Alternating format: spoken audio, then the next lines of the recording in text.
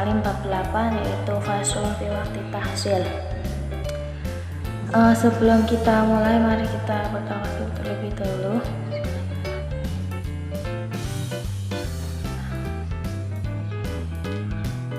Al-Fatihah.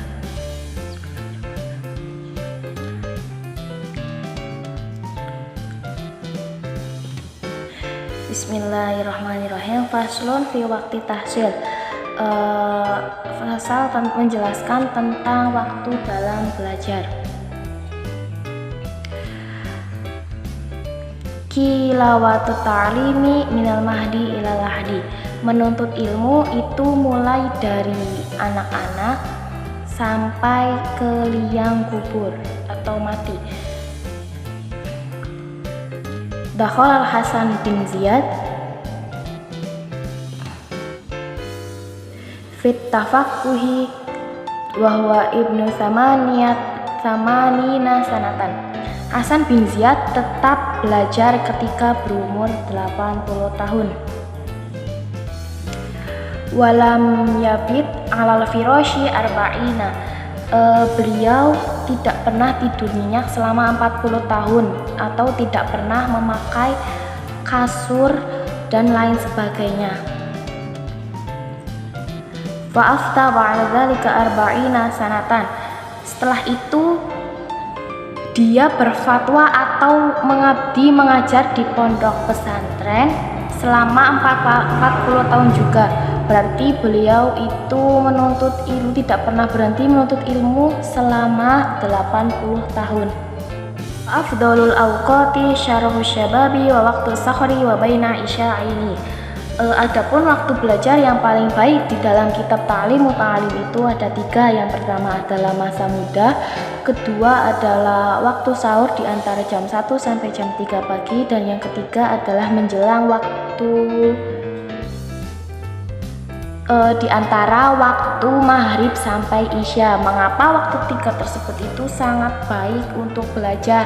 Yang pertama, masa muda itu karena dimana kita menanam benih pengetahuan. Waktu sahur itu karena mengingat lebih mudah pada jam 1 sampai 3 karena kita bangun tidur dan pikiran kita jernih, dan pas pada jam itu juga waktu sunyi ya. Jadi kita belajar juga lebih mudah.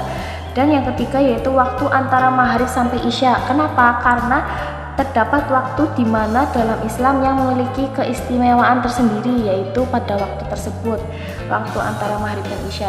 Wayam bayi ayastaghriqa awqatahu. Para santri harus memanfaatkan seluruh waktunya untuk belajar.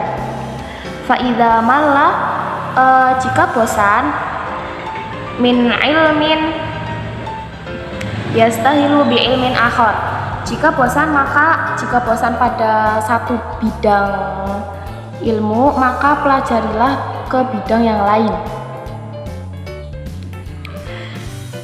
Wa kana Ibnu Abbas radhiyallahu ta'ala anhuma idza malla minal kalam. Ibnu Abbas berkata ketika mulai bosan,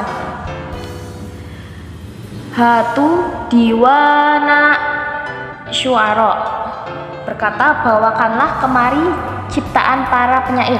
Berarti Ibnu Abbas itu tidak pernah berhenti belajar walaupun dia itu bosan. Berarti dia itu belajar terus, dan ketika bosan itu dia belajar bidang yang lain. Berarti tidak pernah berhenti belajar. Wa kana Muhammad bin Hasan la yanamul laila. Muhammad bin Hasan tidak pernah tidur pada malam hari. Wa kana yad'u indahu fatira. Di sampingnya disediakan beberapa buku. Wa kana idza malla min naw'in yanzuru fi naw'in akhar. Bila merasa bosan mempelajari satu ilmu, beliau ganti yang lain. Saya akan menjelaskan sedikit cara mengatasi bosan dalam belajar. Yang pertama yaitu istirahat yang cukup dan nikmati banyak makan. Maksudnya itu ketika kita dalam belajar itu membutuhkan pikiran yang jernih kan, ketika kita istirahat yang cukup itu kita memiliki pikiran yang jernih dan akan mudah dalam belajar. Dan nikmati yang banyak, maksudnya pikiran kita juga butuh nutrisi. Yang kedua yaitu perubahan jadwal jam dan hari belajar. Berarti kita itu harus merubah jadwal ya, perubahan jadwal jam dan hari belajar agar kita tidak bosan dan belajar itu saja, dan juga agar lebih tertib belajarnya.